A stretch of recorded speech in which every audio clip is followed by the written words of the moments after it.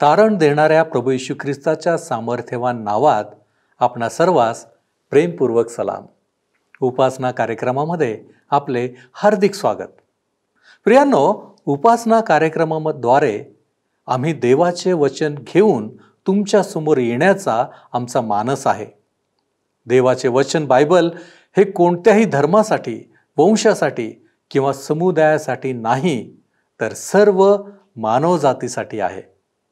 देवाची इच्छा जाणून घेणे ही प्रत्येकाची वैयक्तिक बाब आहे.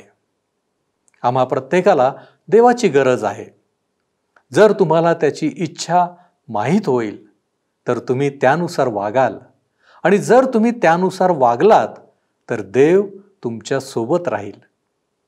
आजच्या अध्ययनात आपण पाहणार आहोत की देवाने तुमच्यासाठी मफीबोशेतच्या जीवनातून काय योजना आखल्या आहेत.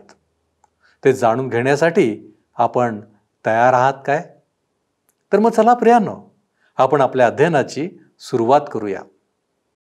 श्रोत्यानो, ह्या दिवसांमध्ये आम्ही शमूएलाचे दुसरे पुस्तक ह्याच्या 8व्या अध्यायाचे अध्ययन करीत आहोत. आज 5 पासून पुढच्या वचनांवर आम्ही विचार करणार आहोत. पहिल्या 4 वचनांमध्ये आम्ही पाहिले की कशा प्रकारे दाविदाने आपल्या राज्याचा विस्तार वाढवला, कशा प्रकारे परमेश्वराने त्याला प्रत्येक ठिकाणी यश दिले, सफलता दिली. दावीद कोणत्या ठिकाणी गेला हे आपण नकाशामध्ये पाहू शकता. त्याने इस्रायल देशाची सीमा विस्तृत केली. त्याने पलिष्ठांच्या देशाच्या दक्षिण भागात तिला वाढवले. मोवाबी लोकांच्या देशाच्या पूर्व भागाला तिला वाढवले. त्याने अदोमात शिपायांची ठाणी बसविली. आम्हाला दिसतं की आरामी, मोवाबी, अम्मोनी, पलिष्ठी, अमालेकी ह्या सर्वांना त्याने आपल्या अधीन केले, ताब्यात घेतले आणि त्यांनी खंडणी भरून दिली. पुढे 5 पासून पुढची वचने आम्हाला सांगतात. 8वा अध्याय 5 पासून पुढे. दमिश्क येथील आरामी लोक सोबाचा राजा हददेजर ह्याची कुमक कराव्यास आले, तेव्हा दाविदाने त्यातल्या 22,000 लोकांचा संहार केला. मग दाविदाने दमिश्काच्या आसमंतातील आराम प्रांतात ठाणी बसविली. आरामी दाविदाचे अंकित होऊन त्यास करभार देऊ लागले. जिकडे तिकडे दावीद जाई तिकडे तिकडे परमेश्वर त्यास यश दे. हददेजर राजाच्या सेवकांजवळ सोन्याच्या ढाली होत्या, त्या दाविदाने घेऊन यरुशलेमेस आणल्या. हददेजर ह्याची बेटा व बेरोथा ही नगरे होती. तेथून दावीद राजाने पुष्कळ पितळ आणले. दाविदाने हददेजराची सारी सेना मारिली. हे हमाथाचा राजा तोई ह्याच्या कानावर गेले. दाविदाने हददेजराशी युद्ध करून त्याचा मोड केला होता, म्हणून तोई राजाने दावीद राजाचे क्षेमकुशील विचारण्यास व त्याचे अभिनंदन करण्यास आपला पुत्र योराम ह्याला त्याचकडे पाठविले, कारण हददेजर व तोई ह्यांच्या लढाया होत असत.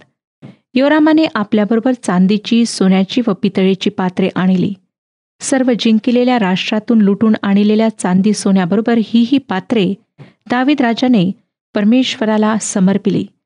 आरामी, मोवाबी, अम्मोनी, पलिष्टी, अमालेकी आणि सोबाचा राजा रहोब पुत्र हददेजर ह्या सर्वांपासून मिळविलेली ही लूट होती. दावीद क्षार खोऱ्यात 18,000 आराम्यास मारून परत आला, तेव्हा त्याचे नाव झाले. त्याने अदोमात शिपायांची ठाणी बसविली. अदोमाच्या सर्व प्रांतात त्याने ठाणी बसविली व सर्व अदोमी लोक दाविदाचे अंकित झाले. दावीद जेथे गेला तेथे परमेश्वराने त्यास यश दिले. श्रोत्यानो, नैऋत्येकडे, आग्नेयेकडे आणि आता उत्तरेकडे दाविदाला इस्रायलाची सीमा वाढवणे आणि राज्याचा विस्तार वाढवणे शक्य झाले. पश्चिमेला सीमा वाढविली असे म्हणणे उपयोगाचे होणार नाही, कारण त्या बाजूला भूमध्यसागरी समुद्र होता. 15वं वचन आम्हाला पुढे सांगतं की दाविदाने सर्व इस्रायलावर राज्य केले. तो आपल्या सर्व प्रजेशी न्यायाने व धर्माने वर्ते. दावीद त्याची न्यायप्रियता आणि त्याचा न्याय ह्याकरिता नावाजलेला होता. फार मोठ्या प्रमाणात त्याच्या राज्याची वाढ आणि उन्नती झाली. दाविदाने राज्याला अगदी मध्यस्थानी आणले आणि त्याला जगातील सामर्थ्य राज्य बनवले, ज्याचा संबंध ह्या दिवसातील इतर राष्ट्रांशी होता. आता श्रोत्यानो, पुढे आम्हाला दावीद मफीबोशेतशी कशा प्रकारे मित्रभावाने वागतो, त्याच्यावर कृपा दाखवितो हे आम्हाला वाचायला मिळते. वचनात ज्या अनेक सुंदर गोष्टी त्यापैकी एक गोष्ट ह्या अध्यायात नमूद करण्यात आलेली आहे. ही एक अशी गोष्ट आहे श्रोत्यानो, जी दर्शविते की दावीद जो एक थोर पुरुष होता तो खरोखर कसा होता. आम्ही बहुतेक वेळा दाविदाने जे पाप केले त्या संबंधानेच त्याच्याविषयी विचार करतो आणि कदाचित ते स्वाभाविक सुद्धा आहे. असे विचार मनात येणे साहजिक आहेत. समजा माझ्यासमोर एक मोठा पांढरा पडदा आहे आणि त्यावर एक लहान काळा डाग आहे किंवा त्या पांढऱ्या कपड्यावर शाई सांडलेली आहे. मी जेव्हा त्या पडद्याकडे पाहीन तेव्हा त्या पडद्याविषयी सगळ्यात अधिक आकर्षित करणारी कोणती गोष्ट असणार? तर तो काळा डाग किंवा ती सांडलेली शाई. पांढरा भाग जरी मोठा आहे तरी माझे लक्ष त्या काळ्या डागावर पहिल्यांदा पडेल. तशाच प्रकारे श्रोत्यानो, कोणत्याही व्यक्तीच्या जीवनातील ज्या काही चुका आहेत, अपराध आहेत, वाईट गोष्टी आहेत, त्यावर आमची नजर प्रथम पडते. त्या गोष्टींवर आम्ही अधिक लक्ष लावतो. परंतु ज्या चांगल्या गोष्टी आहेत त्या लवकर आमच्या लक्षात येत नाहीत. दावीद लहान वयात जेव्हा तो मेंढरे राखीत असे तेव्हा अवाढव्य महाकाय अशा गोल्याथाला त्याने मारले. तेव्हापासून तर वृद्ध वयात आलेला, अनेक अनुभवातून जाऊन बुद्धिमान झालेला दावीद हे लिहू शकला की परमेश्वर माझा मेंढपाळ आहे, मला काही उणे पडणार नाही. आता आम्ही पाहणार आहोत की त्याच्या जीवनात काय चांगली गोष्ट होती. 9व्या अध्यायात आम्हाला मफीबोशेतचा वृत्तांत वाचायला मिळतो. तो योनाथानाचा पुत्र असून शौलाचा नातू होता.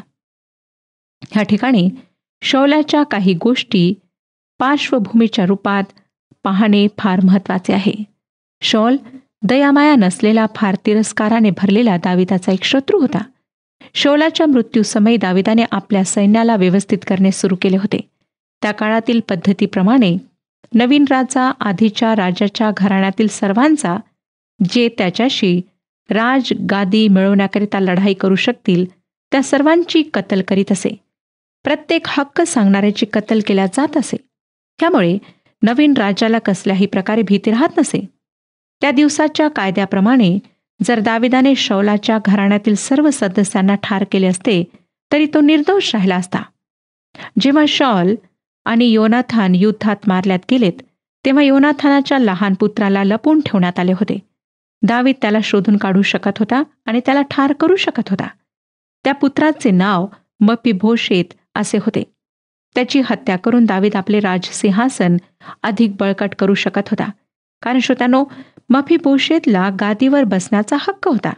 त्याला समाप्त करून शेवटला हक्क सांगणारा व्यक्ती सुद्धा दावीद समाप्त करू शकला असता. 9वा अध्याय 1-4 वचने सांगतात, योनाथानाकरिता ज्यावर आपण दया करावी असा कोणी शौलाच्या घराण्यातला अजून उरला आहे काय, अशी चौकशी दाविदाने केली. शौलाच्या घराण्याचा सीबा नामक एक सेवक होता. त्यास दाविदाकडे बोलावून आणण्यात आले. राजाने त्यास विचारले, तू सीबा आहेस काय? त्याने म्हटले, मीच तो आपला दास. राजाने विचारले, ज्यावर देवाप्रित्यर्थ मी दया करावी असा कोणी शौलाच्या घराण्यात अजून आहे काय? सीबा राजास म्हणाला, योनाथानाचा एक पुत्र अजून आहे, तो पायांनी लंगडा आहे. राजाने त्यास विचारले, तो कोठे आहे? सीबाने राजास म्हटले, पहा, तो लोदबार येथे माकीर बिन अम्मियेल ह्याच्या घरी असतो. सीबा हा शौलाचा नोकर होता. त्याने मफीबोशेतचा विश्वासघात केला आणि दाविदाला सांगितले की तो जिवंत आहे. श्रोत्यानो, अशा वेळी दावीद त्याला फार सहज रीतीने मारू शकला असता. 5 आणि 6 वचने पुढे आम्हाला सांगतात, तेव्हा दावीद राजाने माणूस पाठवून त्यास लो दरबाराहून माकीर बिन अम्मियेल ह्याच्या घरून बोलावून आणले. मफीबोशेत बिन योनाथान बिन शौल ह्याने येऊन दाविदास भूमीपर्यंत लवून दंडवत घातले. दावीद म्हणाला, मफीबोशेत हा? तो म्हणाला, आपला दास हजर आहे. श्रोत्यानो, जेव्हा मफीबोशेतला दाविदासमोर आणण्यात आले तेव्हा मफीबोशेत दाविदासमोर उपडा पडला. त्याने त्याला दंडवत घातले, ह्या अपेक्षेने की आता माझी कत्तल होणार. परंतु त्याऐवजी दावीद त्याच्याशी फार प्रेमाने संभाषण करतो. त्याला त्याच्या नावाने संबोधितो. 7वं वचन पुढे आम्हाला सांगतं, दावीद त्यास म्हणाला, भिवू नको. तुझा बाप योनाथान ह्याच्याकरिता मी तुझवर अवश्य दया करीन. तुझा बाप शौल ह्याची सर्व जमीन तुला परत देईन आणि तू नित्य माझ्या पंक्तीस भोजन करावे. दावीद त्याला हिंमत देतो, धीर देतो आणि सांगतो की त्याने त्याला का बोलावले आहे. तो त्याला त्याच्या बापाची सर्व जमीन परत देणार आहे आणि आपल्या स्वतःच्या पुत्राप्रमाणे त्याचा आदर करणार आहे. त्याला स्वतःसोबत भोजन करण्याकरिता तो निमंत्रित करीत आहे. 8वं वचन सांगतं, तो प्रणाम करून म्हणाला, आपण अशा मजसारख्या मेलेल्या कुत्र्यावर कृपादृष्टी करावी असा आपला दास कोण आहे. श्रोत्यानो, ह्या सर्व गोष्टींबद्दल मोफीबोशेतची प्रतिक्रिया पहा. जर त्यावेळी राजसिंहासनावर कोणी दुसरा राजा असता तर आतापर्यंत मोफीबोशेतची कत्तल झाली असती. एक अगदी वेगळीच कहाणी ह्या ठिकाणी तयार झाली असती. हे जाणून मोफीबोशेत स्वतःला मेलेल्या कुत्र्याप्रमाणे समजत आहे. परंतु दावीद मात्र त्याला तसे समजत नाही. तो म्हणतो, तू मेलेला कुत्रा नाहीस, तू मोफीबोशेत आहेस, योनाथानाचा पुत्र आहेस. मी तुझ्यावर दया करण्याचा निश्चय केला आहे. 9 आणि 10 वचने पुढे सांगतात, मग राजाने शौलाचा सेवक सिबा ह्यास बोलावून सांगितले, जे काही शौलाचे व त्याच्या घराण्याचे होते ते सर्व मी तुझ्या धन्याच्या पुत्रास देतो. तर तू आपले पुत्र व चाकर ह्यासह त्याच्या जमिनीची लागवड कर. तुझ्या धन्याच्या पुत्राच्या निर्वाहासाठी शेताचे उत्पन्न आणीत जा. पण तुझ्या धन्याचा पुत्र मोफीबोशेत माझ्या पंक्तीस नित्य भोजन करील. सिबाचे 15 पुत्र व 20 चाकर होते. हे फार मोठे कुटुंब होते. शौलाची सारी संपत्ती व भूमी मोफीबोशेतला देण्यात आली. त्याचा हक्क होता आणि ती त्याची होती आणि दावीद ती त्यालाच मिळेल ह्याची दक्षता बाळगणार होता. 11 ते 13 वचने, सिबा राजास म्हणाला, माझे स्वामी राजे, ह्यांनी आपल्या दासास केलेल्या आज्ञेप्रमाणे सर्व काही आपला दास करील. ह्याप्रमाणे मोफीबोशेत इतर राजपुत्रांप्रमाणे दाविदाच्या पंक्तीस नित्य भोजन करीत असे. मोफीबोशेथास मिखा नावाचा एक लहान पुत्र होता. सिबाच्या घरी राहणारे सर्वजण मोफीबोशेथाचे चाकर होते. मोफीबोशेत यरूशलेमेत राहिला, कारण तो राजाच्या पंक्तीस नित्य भोजन करीत असे. तो दोन्ही पायांनी लंगडा होता.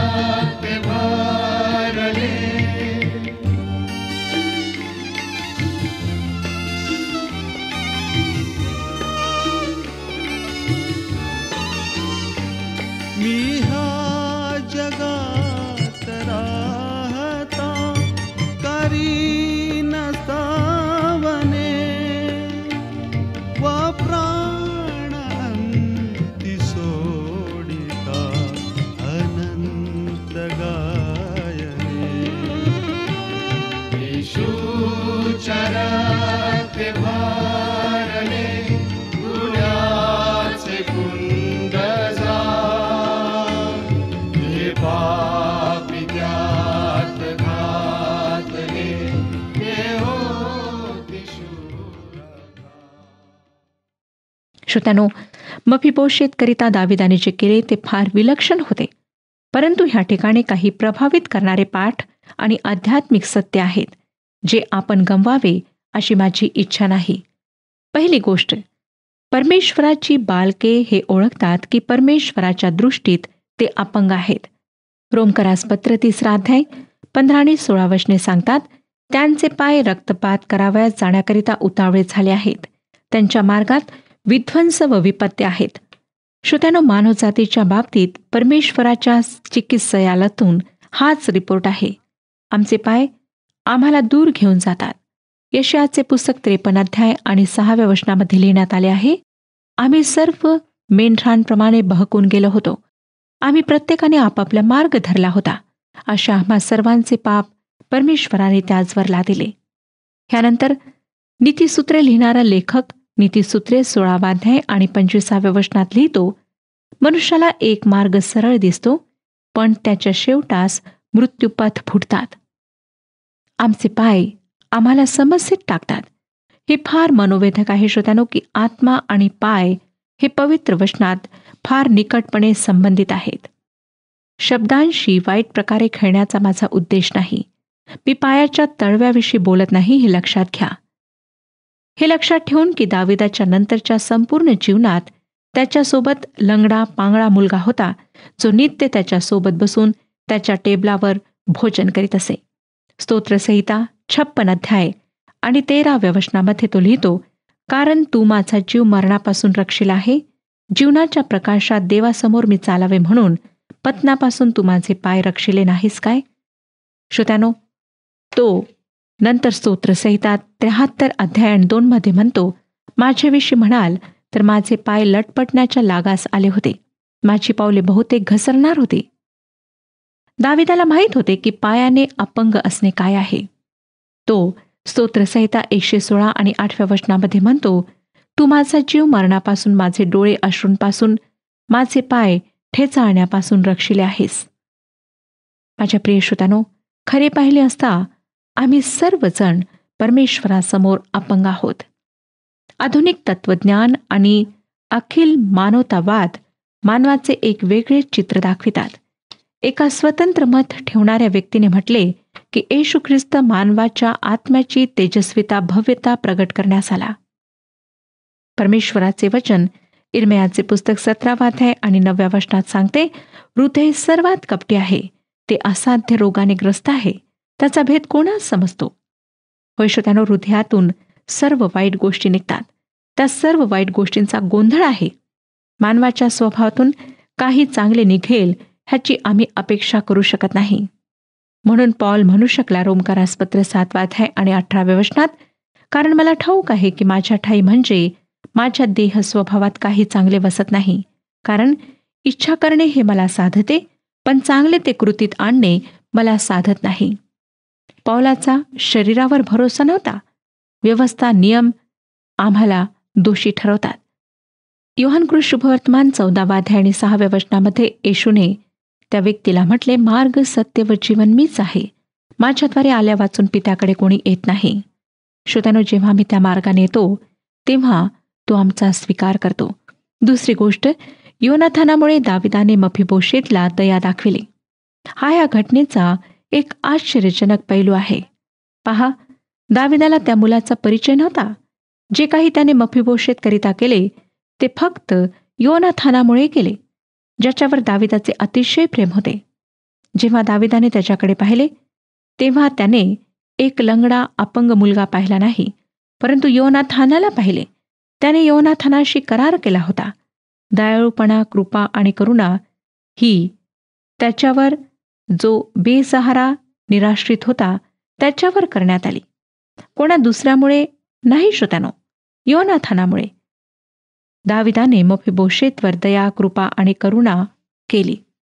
आम्ही पाहिले होते की दाविदाकरिता योनाथान किती जिवलग होता. जेव्हा त्याच्या मृत्यूचा समाचार दाविदाला मिळाला तेव्हा तो काय म्हणाला होता, आपणाला आठवतं काय? शमूएलाचे दुसरे पुस्तक 1 अध्याय 25 आणि 26 वचने सांगतात, रणभूमीवर बलाढ्य पहा कसे पतन पावले आहेत. योनाथाना, तू उच्च स्थानी वधिला गेला आहेस. माझ्या बंधू योनाथाना, मी तुझ्याकरिता विव्हळ होत आहे. तू मजवर फार माया करीत असस. तुझे मजवर विलक्षण प्रेम होते. स्त्रियांच्या प्रेमाहूनही ते अधिक होते. आता परमेश्वराने कोणा दुसऱ्यामुळे तुम्हाला आणि मला वाचविले आहे, ते म्हणजे प्रभू येशू ख्रिस्त. जेव्हा मी येशू ख्रिस्ताचा तारणारा म्हणून स्वीकार करतो, तेव्हा इफिस्करास पत्र 1:6 आम्हाला सांगतं की त्या प्रियकराच्या ठायी ही कृपा त्याने आम्हावर विपुलतेने केली आहे. श्रोत्यानो, जेव्हा परमेश्वर तुम्हाला आणि मला येशू ख्रिस्तामध्ये पाहतो, तेव्हा तो आमचा स्वीकार करतो आणि आम्हाला पापांपासून वाचवतो. तिसरी गोष्ट, मफीबोशेतच्या अपंगपणाबद्दल दाविदाने काहीच म्हटले नाही. आम्हाला कोठेच वाचायला मिळत नाही की दाविदाने त्याच्या अपंगपणाचा उल्लेख केला. नंतर चौथी गोष्ट की मफीबोशेताने स्वतः आपल्या लंगड्या पायांविषयी काहीच म्हटले नाही. जेव्हा दावीद आणि मफीबोशेत भोजनाकरिता टेबलाच्या भोवती बसत असतील, तेव्हा ते काय बोलत असतील? आपणास काय वाटतं? त्यांचा विषय काय राहत असेल? मला वाटतं श्रोत्यानो, त्यांचा विषय योनाथान हा होता. ते त्याच्याविषयी बोलत असत, त्याच्या गोष्टी आठवीत असत. आता पाचवी गोष्ट आम्ही पाहूया. दुसऱ्यांनी सुद्धा मफीबोशेतच्या लंगड्या पायाविषयी काहीच म्हटले नाही. बरेच लोक होते जे राजाच्या टेबलावर त्याच्यासोबत बसून भोजन करीत असत, परंतु त्यांनी मफीबोशेतच्या पांगळेपणाविषयी काहीच म्हटले नाही. ह्याच प्रकारे श्रोत्यानो, प्रभू परमेश्वर सुद्धा आमच्या वाईट गोष्टींकडे लक्ष लावत नाही. जेव्हा आम्ही प्रभू येशू ख्रिस्ताजवळ येतो, आपल्या पापांची क्षमा मागतो, तेव्हा या सर्व गोष्टींवर तो पडदा टाकतो. तो आम्हाला प्रभू येशू ख्रिस्तामध्ये पाहतो. प्रभू येशू ख्रिस्त आज सर्वांकरिता आमंत्रण पाठवित आहे. तो म्हणत आहे, माझ्या उद्धाराच्या तारणाच्या मेजाजवळ या. ज्या स्थितीत आपण आहोत, त्या स्थितीत आम्हाला ख्रिस्ताकडे यायचे आहे. मग लंगडे, पांगळे, आंधळे कसेही असो, तो म्हणतो की मी आपणास भोजन देईन. मत्ते शुभवर्तमान 11 आणि 28 सांगितले आहे, अहो कष्टी व भाराक्रांत जन हो, तुम्ही सर्व मजकडे या, मी तुम्हास विश्रांती देईन. तो योहान शुभवर्तमान 7 आणि 37 पुढे म्हणतो, कोणी ताणेला असला तर त्याने माझ्याकडे यावे आणि प्यावे. श्रोत्यानो, परमेश्वराच्या प्रेमाचे फार सुंदर असे चित्र ह्या अध्यायात आम्हाला पाहायला मिळाले. आता आपण 10व्या अध्यायाकडे वळूया. दाविदाचे अम्मोनी आणि अरामी यांच्याशी युद्ध आम्हाला ह्या ठिकाणी पाहायला मिळते. 10वा अध्याय 1-3 पुढे अम्मोनी लोकांचा राजा मृत्यू पावला व त्याच्या गादीवर त्याचा पुत्र हानून बसला. तेव्हा दाविदाने मनात आणले की हानूनाचा बाप नाहाश याने आपल्यावर दया केली, तशीच आपण त्याच्या पुत्रावर दया करावी. म्हणून दाविदाने त्याच्या बापाच्या मृत्यूबद्दल त्याचे समाधान करावयास आपल्या सेवकांच्या हाती त्या सांत्वनाचा निरोप पाठविला. मग दाविदाचे सेवक अम्मोनी लोकांच्या देशात आले.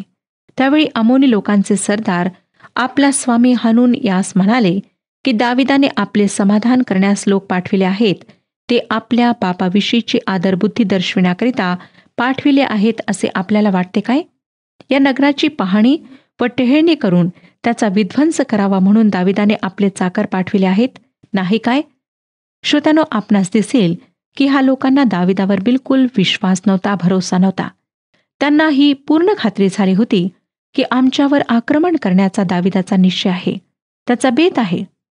त्याच्या मनात जी मित्रत्वाची भावना होती, तिला पूर्णपणे चुकीचे समजण्यात आले. त्यांचा गैरसमज झाला होता. आमच्या जीवनात सुद्धा असंच होतं.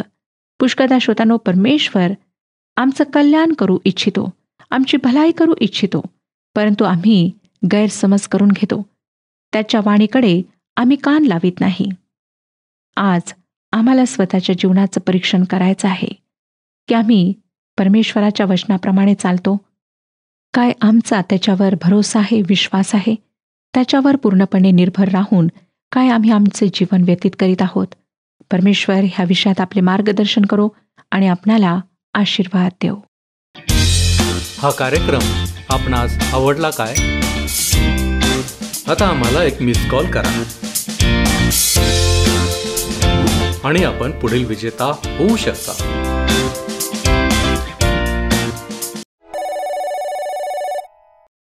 प्रियांनो, आपण पाहिले की पाप हे पांगळेपणाचे, लंगडेपणाचे प्रतीक आहे. पापामुळे तुम्ही देवासमोर येण्यापूर्वी लंगडे झाला आहात काय? ज्याप्रमाणे दाविदाने योनाथानामुळे त्याचा पुत्र मफीबोशेत याच्यावर दया दाखवली, त्याचप्रमाणे देव प्रभू येशू ख्रिस्तामुळे आमच्यावर दया करतो. जेव्हा आपण येशूला आपल्या जीवनाचा तारणहार, तारणारा म्हणून स्वीकारतो, तेव्हा देव आपल्याला येशूद्वारे पाहतो आणि नरकाच्या भीषणतेपासून आपले रक्षण करतो. दावीद राजाने मफीबोशेतला आपल्या मेजावर जेवायला बोलावले. येशू राजा देखील आपल्याला त्याच्या टेबलावर आमंत्रित करतो. आणि प्रगटीकरण 3 अध्याय 20व्या वचनामध्ये म्हटलेलं आहे, पहा मी दाराशी उभा आहे व दार ठोकत आहे. जर कोणी माझी वाणी ऐकून दार उघडेल तर मी त्याच्याजवळ आत जाईन व त्याच्याबरोबर जेवीन आणि तो माझ्याबरोबर जेवेल. आज येशू ख्रिस्त आपल्या प्रतिसादाची वाट पाहत आहे. आम्हाला पापासाठी नाही तर धार्मिकतेसाठी बोलवण्यात आले आहे. जेव्हा आपण देवाची ही हाक स्वीकारतो तेव्हा आपल्याला आपल्या जीवनात येशूचे नीतिमत्व प्राप्त होते आणि देव आपल्याला येशूच्या द्वारे स्वर्गात त्याचे सोबती बनवतो. यापेक्षा मोठे बक्षीस आपल्यासाठी कोणते असू शकते?